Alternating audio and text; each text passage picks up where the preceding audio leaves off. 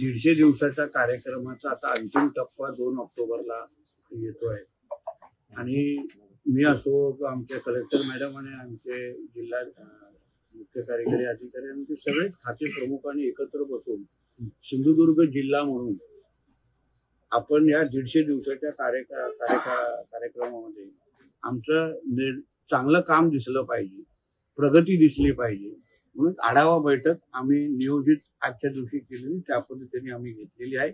सगळ्या खात्या प्रमुखांनी अतिशय चांगलं काम आणि गतिमान काम करतायत. काही गोष्टीच्या त्रुटी आहेत पण आता आमच्याकडे अजून 6 दिवस आहेत म्हणून सातत्याने ह्याबद्दल आढावा घेतला जाईल आणि आदरणीय मुख्यमंत्री साहेबांना जे काम जिल्हा पातळीवर जे अपेक्षित आहे ते सिंधुदुर्ग जिल्हा म्हणून आम्ही निश्चित पद्धतीने पूर्ण करू हे ध्येय नजरेसमोर ठेवून आम्ही कामाला लागलेलो आहे. साहेब, तुम्ही आय लव्ह महादेव असं एक ट्विट केलं आहे. ते ट्विट केल्यानंतर त्याची फार मोठी चर्चा पसरली. नेमकं काय सांगा? पण ही भूमीच महादेवाची आहे ना, आपल्या प्रत्येकाच्या श्वासातच महादेव आहे. हिंदू राष्ट्रामध्ये आय लव्ह महादेव नाही लिहिणार तर अजून काय लिहिणार? ही भूमीच महादेवाची आहे. M for Maharashtra, M for Mahadev, M for Mumbai आणि एम फॉर महादेव. तर स्पष्ट आहे. म्हणून आमच्या हिंदू राष्ट्रामध्ये आय लव्ह महादेवच चालणार.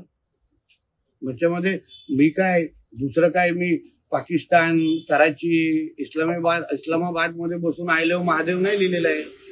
मी आमच्या भारतामध्ये हिंदू राष्ट्रामध्ये आमच्या हिंदुत्वादी विचाराच्या महाराष्ट्रामध्येच बसून आय लव्ह महादेव लिहिलेला आहे, पोस्ट केलेला आहे. त्याच्यामध्ये काहीच चुकीचं नाही. मुख्यमंत्री आज दिल्ली दौऱ्यावर आहेत, पंतप्रधानांची भेट घेणार आहेत. दुष्काळासंदर्भात ते ओल्या दुष्काळासंदर्भात चर्चा करतील. सकारात्मक गोष्ट आहे ना. 2 दिवस आमचे आदरणीय मुख्यमंत्री आणि दोन्ही उपमुख्यमंत्र्यांनी प्रत्येक भागाचा दौरा केला, प्रत्येकाच्या अडीअडचणी समजून घेतली. काही निकषाचे विषय असतात, काही निधी संदर्भात विषय असतात. केंद्र आणि राज्य म्हणून जेव्हा आम्ही डबल इंजिनचं सरकार बोलतो हाच त्याचा फायदा आहे.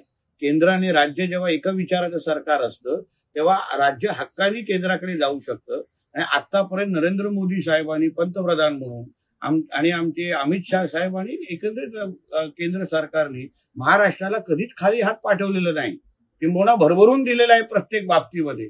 म्हणून याही संकटाच्या काळात आदरणीय नरेंद्र मोदी जीच आपल्याला भरभरून मदत करतील हा प्रत्येक महाराष्ट्राच्या जनतेला ठाम विश्वास आहे. शारदीय नवरोत्सवात तुळजापूरच्या शारदीय नवरोत्सवात जिल्हाधिकाऱ्यांनी आरडीसी दोघेही नाचताना पाहायला मिळाले.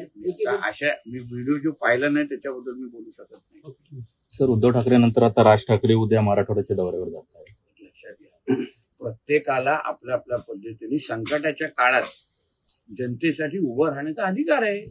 आता प्रत्येक पक्षाचे प्रमुख अगर आपल्या आपल्या पद्धतीने आज महाराष्ट्रातला तो भाग आज संकटात आहे म्हणून जेवढी मदत होऊ शकते, जेवढे लोक जाऊन संवाद साधू शकतात, जेवढी माहिती सरकारपर्यंत येऊ शकते, ज्यामुळे आम्ही अजून लोकांना मदत करू शकतो. आता मी पण माझ्या मत्स्य व्यवसाय खात्याचा आढावा घेतला, तलावांचा आढावा घेतला की नेमकं किती नुकसान झालेलं आहे, तलावांची काय परिस्थिती आहे. प्रत्येकाने ह्या संकटाच्या काळात योगदान दिलं पाहिजे आणि 0% राजकारण करायला पाहिजे. गेल्या 2 महिन्यापासून कृषी समृद्धी योजनेचा GR जो आहे तो धुळकाट पडत आहे आणि त्यावर कृषी मंत्री नाराज आहेत.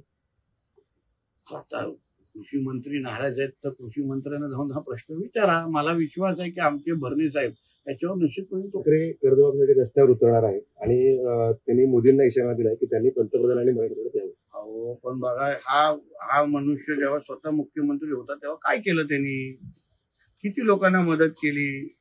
आणि आमचे पंतप्रधान मोदी साहेब असून आम्ही सगळे जमिनीवरचेच आहोत. आम्ही मातोश्रीमध्ये AC मध्ये बसून राजकारण करणारे लोक नाही आहोत. म्हणून आम्हाला सल्ले देण्यापेक्षा कधीतरी स्वतःचा कुर्ता खराब करण्यासाठी रस्त्यावर त्यांनी उतरावं.